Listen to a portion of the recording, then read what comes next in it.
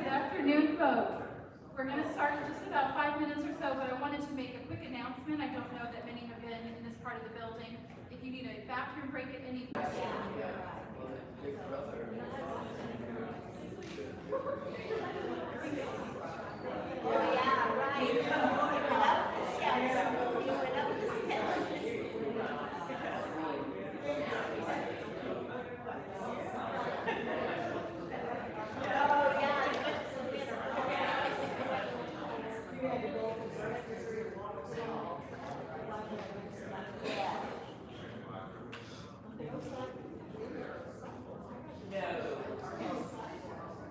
all right, Scots, I think we're going to go ahead and get started. Thank you for joining us in the air conditioning. For this next session, it's my privilege to introduce our presenter for Wellness and Movement. So Jen Braun has taught in the Monmouth College Department of Kinesiology for 10 years already, teaching courses in health and human physiology. Jean advises exercise science majors and pre-health majors and is the co-coordinator of the new health science and human movement major with Dr. Moore. Jen is currently working on research on coaching stress with a colleague, which is fitting as she's also married to Fighting Scots head football coach Chad Braun. So please join me in welcoming Jen Braun. Okay, everyone. I want to start off first of all. If you cannot hear me, I'm not good with the mic here. If you can't hear me, just ask me to repeat something. I'm happy to. We are going to move today, but if you have any sort of injury or joint inhibition, please do not feel like you have to, okay? So I'm not going to make anyone move. You're welcome to join me while we do this. So hopefully we'll break some things up. I am going to lecture a little bit, but we'll break it up with some movement too, okay? So I want to talk to you a little bit about what's going on at Monmouth College with human movement and health. So let's get started here. So one thing I'm really excited about, we recently added a Bachelor of Science in Health Science and Human Movement, and we just had our first 3 graduates. I'm thrilled. So maybe you saw an article that we did about them. All 3 of them are going to physical therapy school, and 2 of them are attending St. Ambrose University, and 1 is going to the University of Florida. And actually, very interesting, the one that's going to the University of Florida is very interested in canine physical therapy. Did you know that was a thing? Isn't that interesting? Yeah. So I wanted to mention that. I'm very excited about that. And we also recently, through a very generous gift from Ralph and Jane Velasquez, received some equipment that's just down the hallway on your way out. You might want to glance at it. That will help our students do more research. So I just kind of wanted to update you on some things. So I want to talk a little bit about why we started this major, and then we'll get into the fun stuff, okay? So, you probably know that a lot of students are pursuing health careers now. And this building, I want to give a nod to the CSD. This building is so nice because there are so many different disciplines in it, right? So we have chemistry, biology, kinesiology, psychology, business, all in this building. So just in conversation with one of my colleagues, who's a chemistry professor, we started talking about our students that were going to PT school. And they needed a little bit more of sort of the movement background. And so we kind of created this major in order for these students to fulfill prerequisites, get the hard science courses, but also get some of the application. So this is kind of how this major was born, okay? Can everybody hear me okay? Am I good? Okay. What else do I want to talk to you about? Okay, so the core of this major is we want students to perform movement, be proficient at movement, sort of have a physical literacy is what we call it, so then they can empower their future clients to also have the same physical literacy. So those are a lot of things that we focus on in our classes. You know, we do the same things, lectures and all of those kinds of things. We also try to incorporate some movement. So let's talk a little bit more about human movement and what it is. So historically, kinesiology or exercise science has been focused on exercise, right? The science of exercise, what happens when you exercise. And I don't know if you would agree with me. I feel like a lot of the recent trends were almost extreme exercise, right? Like CrossFit. Anybody you saw doing exercise looked like they had maybe had some photoshopping done, right? Yes.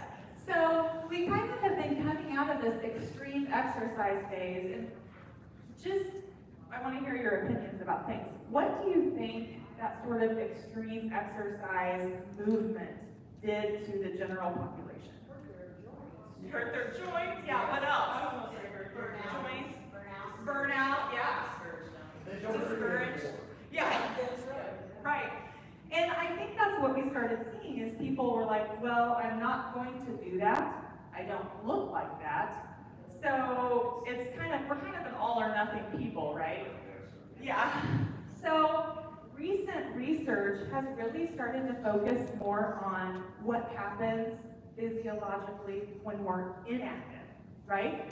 So previous science was, here's what happens when we exercise, here's what our bodies do, right? Here's how they perform better. But now science is starting to focus on what happens when we don't exercise, right? So I think before we almost kind of saw, oh, we're exercising, we're getting better. When we don't exercise, we just kind of stay at this baseline. Well, what we're finding, and what we really know, yeah, we dip down, right? Yes. So that is called inactivity physiology. And that's kind of where this started. So there's some good reading material if any of you are interested. This all kind of started with Mark Hamilton, who is at the University of Missouri, and now he's at Austin, I think, doing obesity research. And he wrote a paper and did a talk called Why Today's Exercise Recommendations Are Making Us into Exercising Couch Potatoes. Yeah, so I'll talk about that in a second.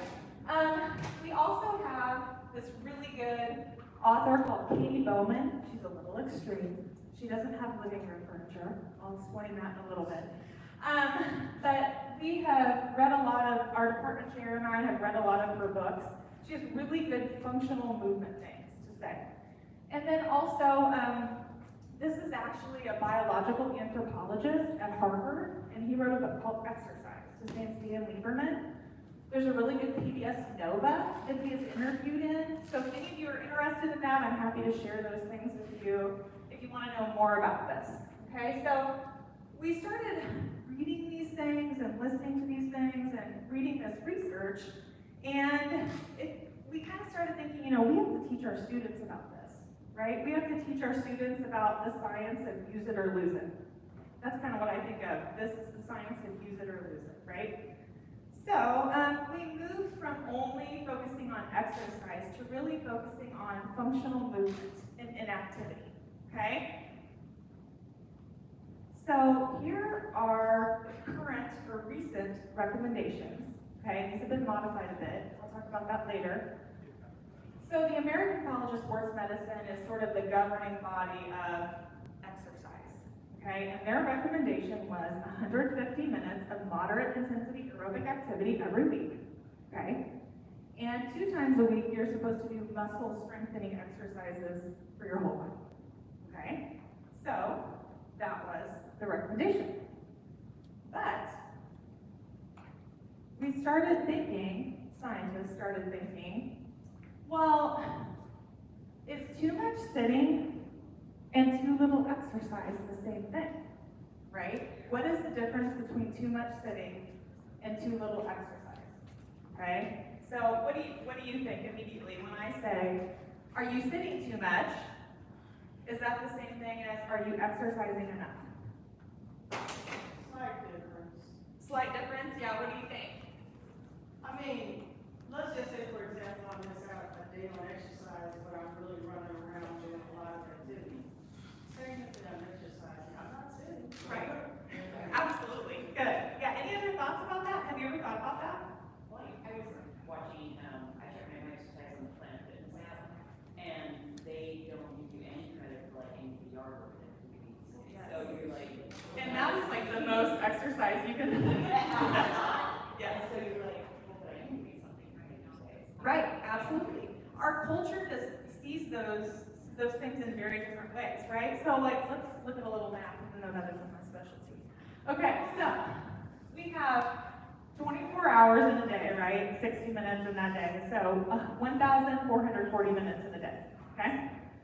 1,044 minutes a day times 7 days, 10,080 minutes in a week, okay? So if we take that and we subtract how much sleep we should be getting, I don't know how we're doing in that department, we have about 6,720 waking minutes a week. And what was that exercise recommendation? 150 minutes of that, right? So 2.2% of the week, if we're taking that recommendation literally, is how much we're moving, right? That's kind of scary to think about. So, really what we're seeing is we are creating exercising couch potatoes, right? So a lot of, especially our young people, you'll see a lot here, a lot of our students are athletes. Well, I get up and I work out, and I go to practice. Well, what do you do with the rest of your time?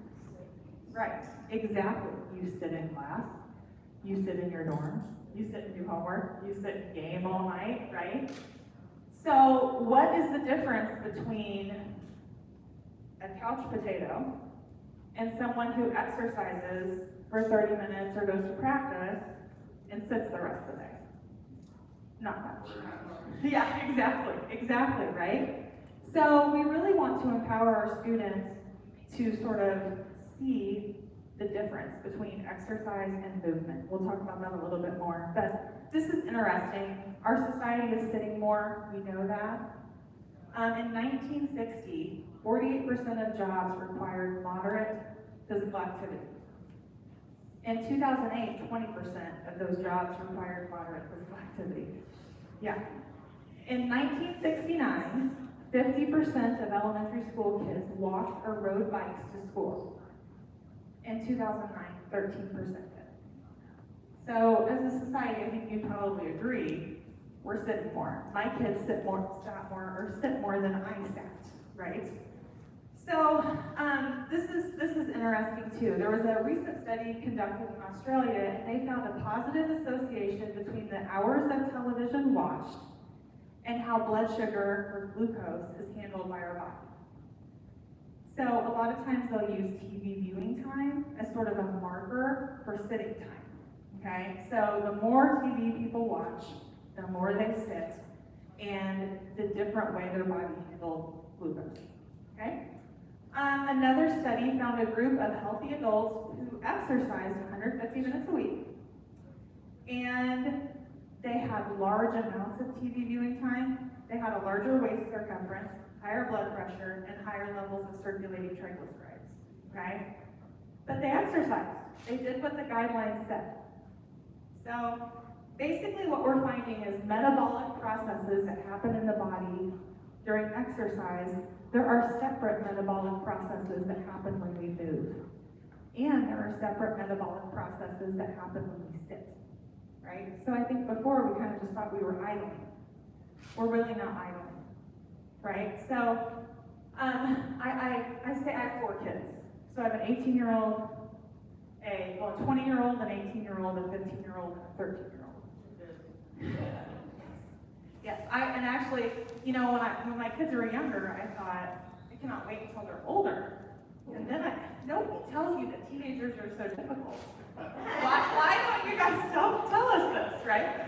Yes, so I will talk to my kids a lot about moving and try to move a lot myself, but there's this enzyme in our muscles called lipoprotein lipase. And what's interesting is it's present in people who get up frequently, but not present in people who exercise a lot but sit a lot. So this enzyme clears some junk out of our bloodstream. So I'll tell my kids, you need to wake up your lipoprotein lipase, right? So they found in rats, even just standing up, well, can a rat stand up? Even just getting up wakes that enzyme up. So again, back to this extreme fitness movement. Okay, I'm working 8 hours today. I don't have time to exercise, so I'm just going to give up. Well, just getting up and doing a lap is good. Okay, it gives you a benefit that you don't necessarily get just from that exercise. Okay, so let's do a little quiz here. Okay, I want you to tell me what the difference is between exercise, movement, and physical activity, okay? So what I want to do is I'm going to come around, and my office is right here on your way out. You will see my passion for sticky notes. I love big sticky notes, little sticky notes, medium-sized sticky notes. So we're going to play a sticky note game. I'm going to hand out some sticky notes, and if you want to, I want you to write down activities that you think are movement, activities that you think are physical activity, and activities that you think are exercise. And then I have giant sticky notes back here. There's my exercise sticky note, my physical activity sticky note, and my movement sticky note. And if you would not mind putting a couple of sticky notes up there to tell me what you think the difference is. Okay, so what are activities that are movement, exercise, or physical activity? I'll bring those to you now. Okay. So I don't know if you want to take a sticky note and pass it down, or I can come around to everyone. Yeah, these are brand new pens. So there's a little piece of plastic. You don't have to take notes. Yeah. I want you to write what you think an activity is that's exercise. What do you think exercise? Yeah.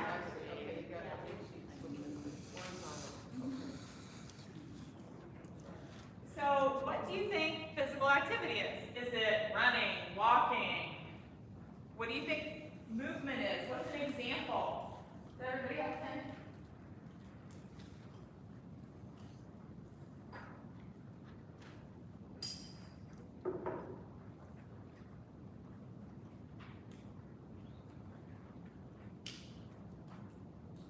And then we'll discuss the definition. I'm just trying to get you to get out of your seats. You know that, right?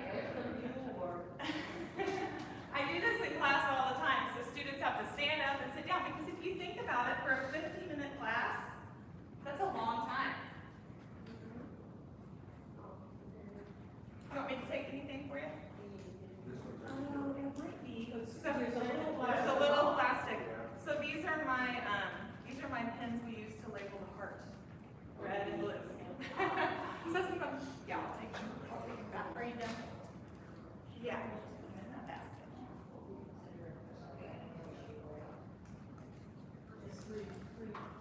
Let's see, right now we have movement of Tai Chi. I like it. Cleaning the house. Oh, did I move? No, you're fine. Exercise, yoga, elliptical, running.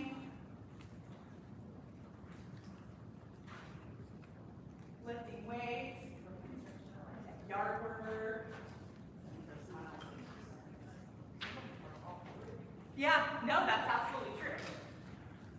Cooking dinner, this is a good one. Going to snack.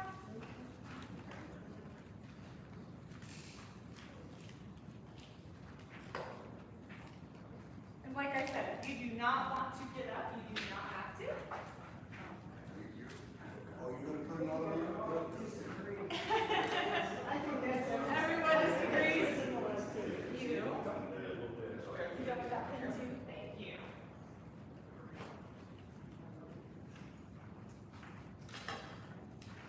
You can eat these Nope. We'll move on to some other implements. Instruments of torture. Yes, yes. Hopefully not too much torture.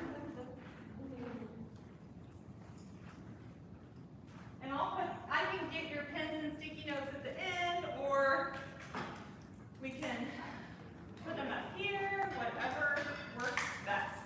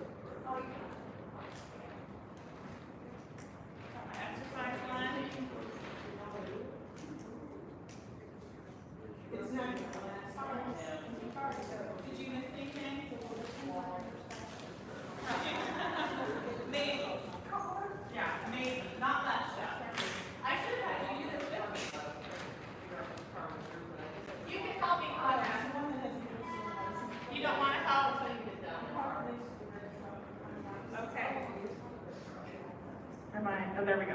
Okay, so I'll name some of the things we have on these giant sticky notes. So exercise. Push-ups, squats. Yes. Aerobics class, biking, walking, basketball, jumping jacks, yoga. Agree. Most of us agree. Movement. Tai Chi. Sorry, my microphone is in and out here. Grocery shopping. Anybody agree with that one? Yeah? Yeah? Cooking dinner? Golfing? Cleaning the house? Yeah, yeah. Running? Getting up to get a snack or a drink? Yeah? I love it when my Fitbit hits 10,000 steps because I'm eating. Right? I'm like, that's not right. Making a meal, good. Walking in the house. Yes, these are all great. You need to come to my classes in the fall. Okay, physical activity, yard work, yes. Walking, pickleball, physical activity, Pilates, going for a walk, cleaning. Okay. So, do you think I'm dividing hairs with these definitions? Kind of. Okay, so let's talk about here. There we go. Exercise is specific and planned and purposeful. Okay? Physical activity is a bodily movement resulting in caloric expenditure, which calories are energy, and anytime there is a skeletal muscle contraction, you have a caloric expenditure. okay? And movement is a change in shape, okay? So, it does sound like I'm dividing hairs, but I want to show you this. This is really how they fit in together. So everything is movement, okay? So if you get on the treadmill and exercise, you are moving, you are being physical, right? You're burning calories. Exactly. So why I am dividing hairs is because, and we'll talk about this in a second, is we need to make sure we're doing all of these things, right? Like we kind of need to look at our movement as we look at a diet, a well-balanced diet. And I'll talk about that in a second too, but you know, I'll have students argue with me because my office is by the elevator. It's perfect. Every time I hear the elevator ting, I'll be like, are you a physical education or exercise science major? You're an advocate for physical activity. Get off the elevator, right? So they'll always say, well, this is exercise. I'm like, well, that's physical activity, right? Just to give me a hard time, right? But we want to make sure we're doing all of these things. And I think this is kind of encouraging, you know, like you were saying, working in the garden isn't recognized, right, as Planet Fitness, but, you know, I don't know about you, but I've worked in the garden all day and gotten just as much exercise as I would if I had gone on a long walk, right? Yes. Okay. So, we study a lot, and I'm not going to go in depth here because I know that you guys are probably really tired and ready to eat. But we know that the consequence of physical inactivity is a lot of different chronic diseases, mood disorders. Most of us know that, right? So that's why we want people to be passionate about this. I still can't believe it's raining. I'm so happy. It's so terrible, yeah. So one thing I want to mention before we go on now, you know, if you really think of exercise, and if any of you have ever gone to the YMCA and done a class or ever lifted weights, most of the movements you're doing are mimicking movements that probably people did in their daily life 100 years ago, right? So the whole idea is if we can kind of integrate these movements throughout our day. Okay? So we want to integrate those movements throughout our day instead of mimicking them in this short little period of time. Okay? So I just wanted you to see this, basically to see as the quantity of physical activity and exercise increases, the outcomes increase. But some is better than none, right? And I think a lot of times in our extreme all or nothing culture, we don't see that even with small amounts of physical activity, exercise, and movement, we get benefits, okay? So,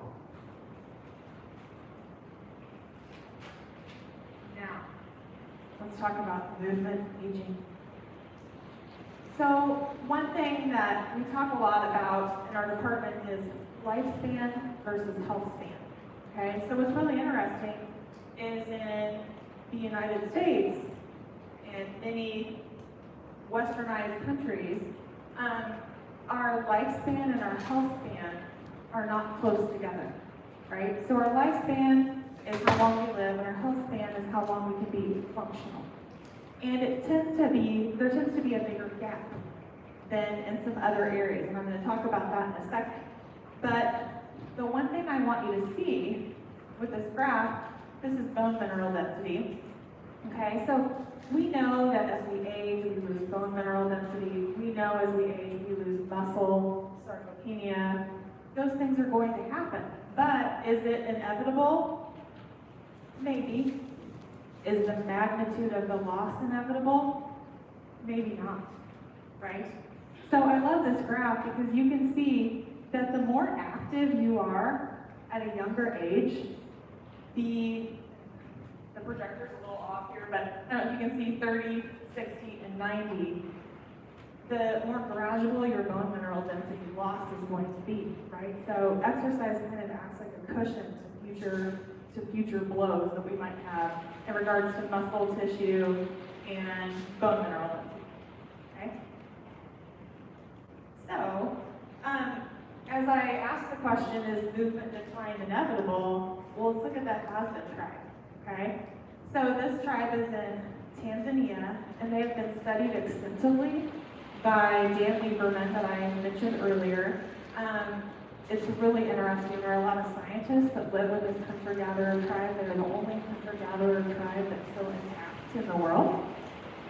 So hunter-gatherers, these Hazda, walk 6 to 9 miles a day, 20,000 steps, okay?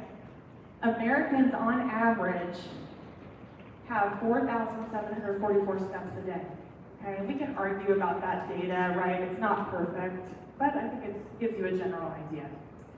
Japan, about 6,000 steps a day. Hazda women walk 2 times as much, and there is little decline with age than American women. And this is really interesting. American women are half as active in their 70s as they were in their 40s. And walking speed tends to be correlated with lifespan or life expectancy. And if you look at the Hazda women, they walk 3.6 feet per second, and there is very little decline with age. American women walk 3 feet per second under 50, and then there's a drastic decrease. 2 feet per second in their 60s, and it continues to decline. One thing that's really interesting even about the Hazda tribe is they actively sit. So I cannot do this. I've had 3 knee surgeries. I wish I could. But they squat and sit on their heels. So even their sitting is active, right? Yes. I wish I would have started that a long time ago, but I think it might be too late. But let's talk a little bit about what our efficient society that we so love is doing to our movement, okay? So tell me some things you see in this picture that help us, but that also reduce our movement. What do you see? The drive-through, but it's so easy, right? The drive-through definitely hinders our movement. What else? The rolling chair, yeah, and just chairs in general. So I mentioned earlier Katie Bowman, who's a little extreme. She doesn't have living room furniture, and I would not do that. However, think about if you did not have living room furniture. You'd be standing up all day. Standing up, sitting down. Yeah. Right, down and back up again. Right, so even since reading Katie Bowman's book, every day I put my shoes on, sitting on the ground. Just so I have to get on the ground, because how much do we get on the ground? I mean, when I had little kids, I got on the ground all the time. Now I don't get on the ground. I'll sit on the ground in my office. But speaking of chairs, what do we do when we sit in a chair? Right? If we just started sitting forward a little bit in our chairs, right? Think about what would happen to our core and those muscles supporting us. So little changes like that, right? Okay, what else do you see here? Yes, Uber Eats, the delivery, right? Anything else? What about this? Can you guys see what that is? Prepackaged vegetables that are already chopped. Love those. Love the prepackaged, already chopped vegetables, but think about what you're missing out on by not finely dicing things. When you look at fine motor skills, right? What about this? The backup camera. Hey, listen, I love the backup camera. I don't back up well, right? But what do we do when we have a backup camera? What don't we do? We don't ever turn your head, right? We don't turn our heads, okay? So we're gonna talk about what happens when we have all these things, right? This one's hard. Does anybody have any ideas here? It's a sidewalk and grass. It's a sidewalk and grass. If you were approaching a sidewalk and grass, which would you walk on? The sidewalk. They say the cement is hard. So if you think that our bodies are constantly adapting to stimuli that they are presented with, right? Well, if we're only ever walking on flat, even ground, what happens when we encounter uneven ground? Right, balance issues, exactly, right? So I've been trying to do that myself, right? And again, probably most of us have been very well trained that that we should not walk on the grass, because if we constantly walk on the grass, right, we'll leave a dirt path, and that's a little bit disrespectful, right? But occasionally I do try to take the grass and try to walk on bumpy ground, just because our bodies, our feet respond to that. The receptors in our feet respond to that, send messages to our brains, and again, use it or lose it, okay? And then living room furniture, like I said earlier, again, I am not an advocate to just sit on the ground all of the time, but occasionally, if you could, you know, that would be helpful. Or sitting on a step, or sitting on a stool. Yeah.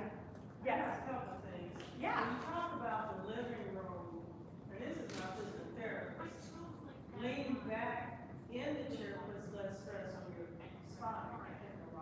But then when you talk about prepackaged food, it took me hours one day chopping up vegetables for a stir fry. Yes. Yes.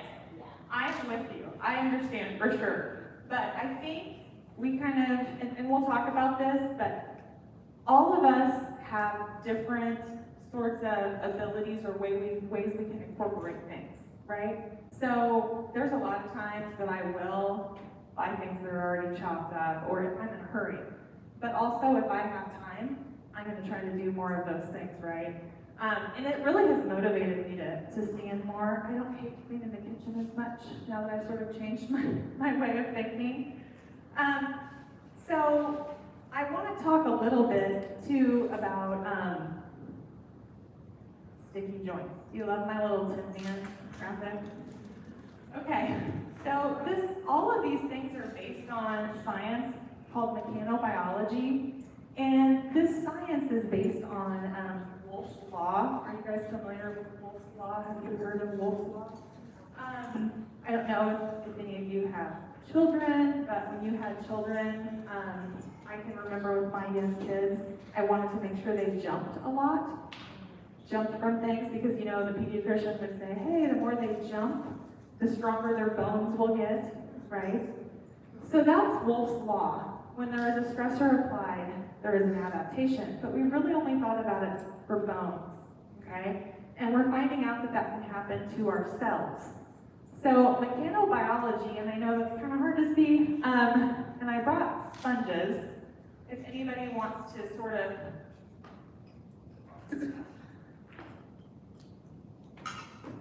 we'll do a little demo here. Somebody drew SpongeBob on one of my sponges, one of my students.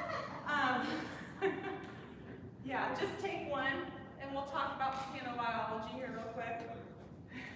Thank you.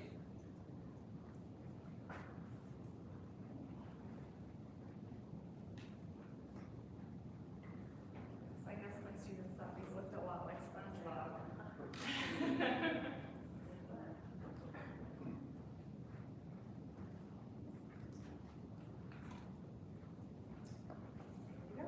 Very long. Okay, so I use these in class to talk about mechanobiology. So mechanobiology is the study of how forces affect cells, okay? So you know, we think, okay, I'm gonna go over and lift weights, I'm gonna squat, all right, I'm gonna get big legs, okay? Or I'm gonna do bicep curls, I'll make big biceps, okay? Well, yes, you see a big change, but the reason that happened is because of small things happening on the cellular level, okay? So when we look at our cells, we want our cells to be moved in all of these different ways. If not, we will get sticky joints. Okay, so compression. So when we're thinking of compression with our cells, right? Compression together, right? What sort of activities do you do where there would be a compression of your cells? A compression. Any ideas? Lifting heavy weight, absolutely. Anything else? Compression. Bending over, and that's an example of another one too. But yeah, bending over, any sort of external load pushing on cells, right? Compression, okay? Impact on landing, any of those things. Even when you step, there's compression happening to yourself, okay? Then we have tension. So what do you think tension is going to be on your sponges? What's tension? Pulling apart, right? So pulling apart forces. Pulling apart forces. When do you think tension is applied to your cells? Eccentric exercises. Yeah, that's good. Yes. Off the tall shelf. So pulling apart, stretching. Yes. Anything else? Carrying groceries. So I drive the people crazy at Fairway because they want to carry my groceries out for me. But if I can, I try to hold my groceries like this, right? So I can create that tension force. So anytime, I don't remember who said, reaching up. This is one thing I tell my students to do. Now, some of our young students, our department chair will have them like hang off of tree branches for hanging exercises, right? But I tell my students, and I try to do it too, when you go through a doorway, you just grab the top of the doorway, the top of the frame, and kind of hold it. You're creating that tension. Because guess what? Probably I'm experiencing it. I don't know if you guys are experiencing shoulder mobility issues, right? So sometimes I'll be like, oh, when's the last time I did this, right? And even, some of the people I've listened to have talked about reorganizing your kitchen cabinets.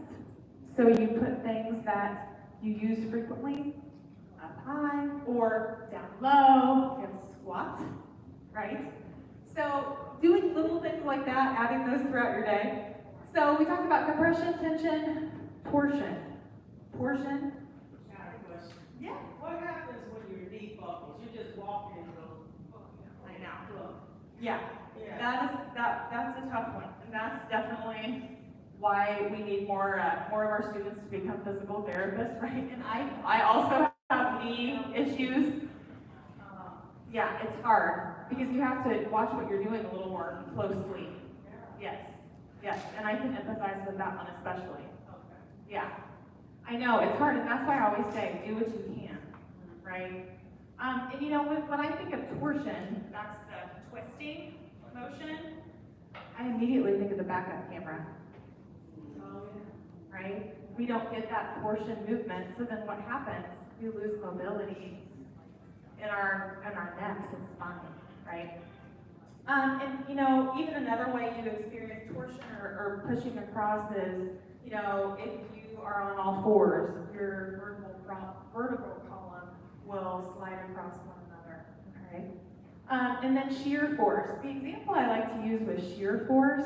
So shear force is sliding across and friction. But that also, think of that in your blood vessels, right? So when we get our heart rates up, when we're walking or whatever it might be, doing yard work, cleaning, we're causing our blood vessels to kind of squeeze to help blood get back to our heart. And that can help our vessels become stretchier and handle force as we age, right? So that's another example of that shear stress, your blood vessels experiencing that sliding across of blood cells. So if we do not move our parts in different ways, we get sticky joints. And unfortunately, you can't WD-40 your joints like you could the Tin Man, right? So that's what we really want to focus on is how do I keep from getting sticky joints?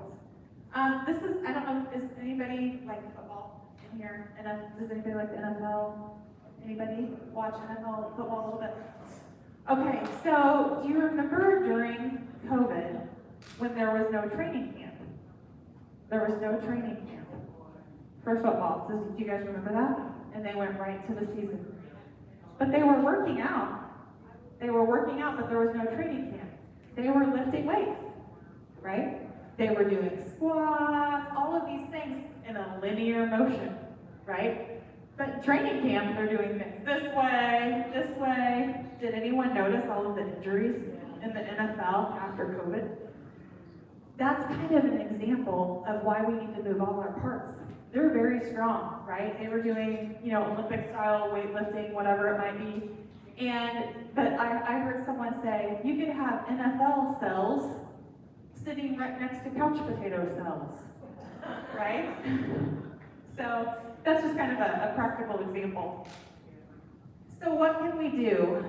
Little changes make a difference, okay? So can you think of like practical ways to integrate movement throughout your day? What are some practical ways to integrate movement or a change in shape throughout your day? Take the stairs. Park further away from the store. Park further away, yes. I tell my students, if your grandmother is able, sometimes the nicest thing we could do Let her walk. is have her walk. Yes, yes. What else? Can you think of anything else? I used to pile things up on the stairs to take out, then I take a big load, now I just take it out. Yes. Yeah. No, that's a great idea. And sometimes I do that like with groceries. Right. I might have 10 bags of groceries. I'll try to take one at a time, 2 at a time, so I have to make more trips. Or when I'm unloading the dishwasher, Oh, yeah. right? A spoon at a time, and then a fork, and then a knife, right? If I have time. If I have time. Can you think of anything else? Turn off the park, Price is Right, and find other activities. Yes, you can DVR that, but I'll watch it later, right? Get up every hour and move around. Yes, get up yes. I didn't really think that much of wearable tech. And then I got a Fitbit a few years ago, and I do love that it gets mad at me. Yeah. Yes, and it makes me move. And for me, it's 2 laps around the bottom of the CSV, and it's nice to move again. That's not too much, right? Yeah. So, can you think of other practical things? Let's see. We have the elevator, we have the parking, we have the sidewalk. Now, this is very extreme, but this is very interesting. I have this baby up here. A couple of these books talk a lot about how, in a hunter-gatherer culture, babies just have to hold on. You carry babies, and then they have to hold on. Yes. So, I mean, again, that would never work here, but I think it's very interesting if you think from a young age. Yeah. You know, I was looking at when you were saying, for example, in the 70s and it declines. But in the American culture, just until recently, they would tell us, the older Americans, whatever, you said, Yes. yeah. Yeah. I absolutely agree. Even, think about the hospital. I mean, I had knee surgery in 1996, and I was in the hospital for 2 or 3 days. I had knee surgery in 1997, and they were kicking me out the day of, and I was walking and all of those things, right? We've totally changed the way, when people have babies. Yeah. Yeah. They're more Yes, they're like, see you later now, or see you later. But yeah, absolutely. People, and I think that's difficult, and I think that's maybe some of the way we've trained our brain. And don't take this to the extreme. But I think sometimes we're taught, if it hurts, stop. Now, to a certain degree, we need to. But like I said, I've had 3 knee surgeries. If I don't do anything every time my knee hurts, I'm never doing anything. You know what I mean? So I think that's part of our culture too, that we're starting to change and see in a different way. But that's excellent. Yeah, that's an excellent point. Yeah. Anything else you guys can think of? I mean, I told my students, I said, I think yard work is the most sustainable physical activity that people can do for life. I really do. Gardening. Think about all the different ways you move when you garden. And when I garden, I try to hold things above my head or hold them at the side. Yes, absolutely. We do all of those things. Yes, and I know not everyone can do that. And I think the reason that it's so important that we start integrating these things in our day is because what do you think the greatest hindrance to exercise is? To plan time. Right? A lot of us don't have time. So if we start doing these things like, we're going to do resistance bands in a second, students will walk in my office and I'll be like, doing resistance bands, right? Just in my office because I might not have had time that day. So if we start integrating these things in our day, it kind of takes the pressure off too, a little bit. So what is the right equation? Recently, public health has changed the right equation. The right equation is 150 to 300 minutes of moderate physical activity a week, plus move more, plus sit less. And those are the two components of the equation that have been missing for so long. So we tell ourselves, try to take a walk, do whatever, but we also need to move more and sit less. It's a really practical way to think about it, and it's less complicated too. I'm gonna skip this. Let's get to movement. So you do not have to do this with me, but if you would like to, just join me in some movement. I'll bring some things around also if you want to stand up and just do some things that we could maybe do on a daily basis. So stand up, and let's start with head nods and rotation. I want to get out of here soon, so we won't do them for very long, but one thing that's very interesting is as we age, the fluid in our inner ear gets thicker and affects our balance. So if we do head nods and rotations, that will help that inner ear fluid not get as thick, okay? So we'll do these on a shorter scale, and if you want to stay sitting down, you can sit down, whatever. Okay, so let's do nods first, okay? Then as much as your current range of motion allows you.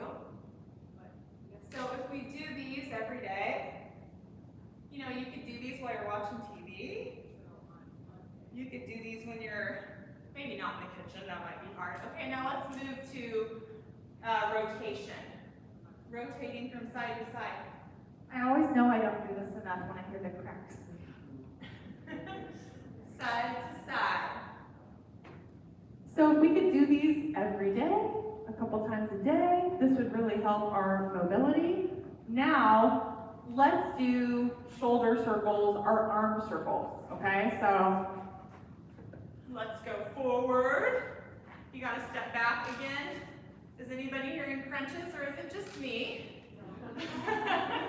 Okay, now let's go backwards and, you know, make the circle bigger, make the circle smaller. Trying to do these every day too will just help with our shoulders and our sticky joints in our shoulders, okay? Now, reaches, okay? So, reaching, and again, you don't have to do this every day. You can just reach in your cabinet, right? Or reach as you go through the door frame. Anything like this to add practicality to your day, okay? So however you might reach, like I said, hit the door as you go out, whatever, okay? Now, let's do get-ups from our chairs, okay? If you can do get-ups with me, I try to do these too if I can't take a lap. So even just getting up and down, right? Getting up and down. And my mom is 80 and has some mobility issues, so she always has a chair in front of her or a walker, right? So if you have a hard time, you can hold on to a chair. But if you don't have a hard time, you might even be able to get up off the floor, right?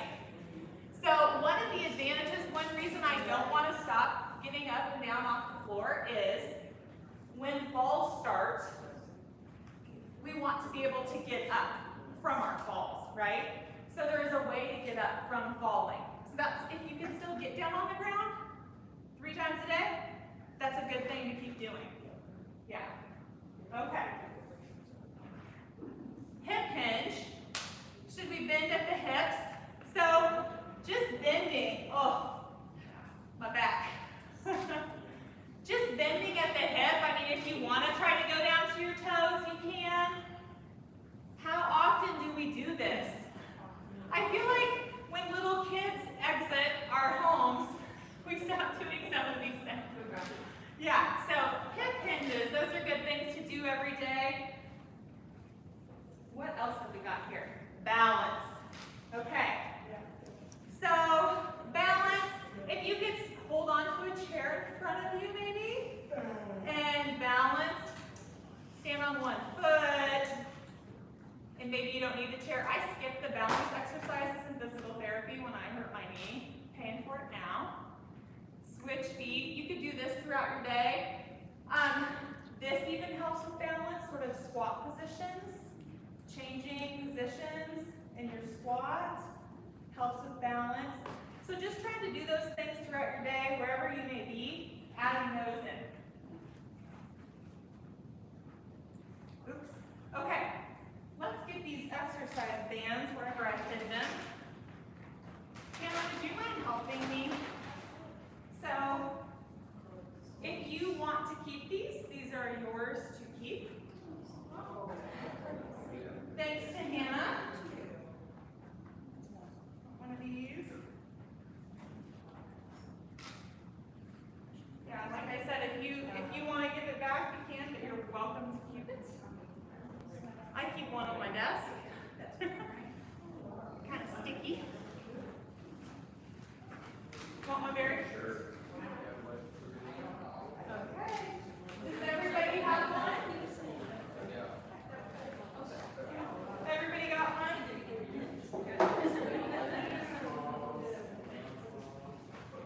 So, we can do a band push and a band pull. So, if you get it over your head, and then grab it like this, push. Right? If we just kind of keep these by our recliner, and while we're watching TV, then it's not as bad. You can watch The Price is Right. You do this, right? Yeah. So pushes, and then pulls. I do these a lot in my office. I'm like, why is this so tiring? So band pulls. And again, if we just kind of keep these in places where we're at a lot, and just add these to our daily routine. So pushes and pulls. Okay. Marching or cross touches. So again, if we need help balancing while we're marching, anytime you cross the midline and help your brain, right? It really helps your brain to have to cross the midline. Or you can just march in place if you need some balance, right? But do this during The Price is Right too. Right? So anytime you cross the midline. And you know what's so funny with my athletes? They struggle with this in class just because they don't move like this. So marching and cross touches, walking, we know that one. Okay, this one is kind of fun. So I'm going to give everyone a tennis ball. My husband stole these from the tennis coach's office, so I do need these back because he is unaware of that. But I am going to give you some stress balls. So everybody, I'm going to give you, would you mind helping me, Hannah? I'm going to pass these tennis balls out, and we're going to work on our throwing accuracy. How often do you throw things? Not out of rage. Okay. So, I'm going to put a garbage can up here. Garbage can over here. Oh, you got a ball? I'm going to put a garbage can and box back here. And without injuring your neighbor, see if you can get your tennis ball in the box or the garbage can.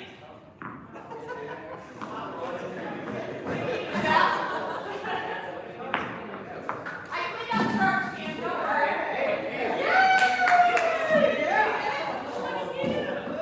Almost on the bounce.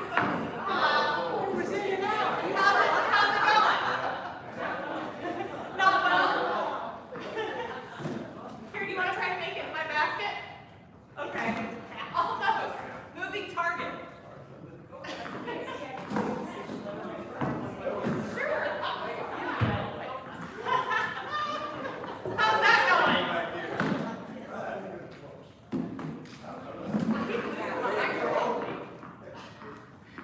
Whoa! Where did my microphone go, everyone?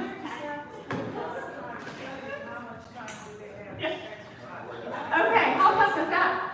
So, practically speaking, you guys might not throw a tennis ball into a garbage can. But think about the importance of accuracy with our depth perception. Sometimes I wad up balls of paper and try to make a basket, right? Just so I can work on my depth perception. Now, we also need to work on our kicking. I didn't think that would go as well in here. But that's good for you too. And then I talked about arm hanging earlier, right? So arm hanging is something else that would be good to integrate into our day. Okay, I know our time is up here. So at this point, I just want to make sure that you guys can kind of see how we're trying to integrate movement into our curriculum, and hopefully you've been inspired to move. Has anyone learned anything today? Good. Do you have any questions for me? One question, like you say, students have to spend a lot of time studying. Yes. So how much time do they have extra? Usually. Well, and that's why I think it is so important to integrate this movement throughout their day, right? Because then they can just get up, take a lap, do some squats in their chair. And I try to do that in class a lot, especially when they get the sleepies. It does help them wake up, you know, or sometimes we'll take the stairs or anything like that, right? Even just standing more. The nutrition lab, I don't know if you've ever been in the nutrition lab.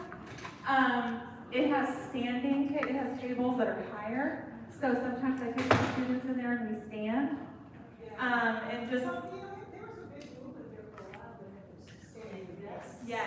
yes, Or the ball yes. chair. Which is interesting, we were talking about standing desks, and really, standing desks, if you don't ever move, are just as detrimental as sitting desks. But I think it's the rotation between the two. The other thing that I did not talk about is grip strength. So before you go, I want to get you a stress ball, because I don't know about you, but I do not work on my grip strength, and I notice it when I try to open pickle jars. So I am trying to get better at squeezing stress balls so I can open pickle jars. So before you go, take a stress ball and keep that by your chair maybe or the couch and start squeezing that when you can. Okay. And these are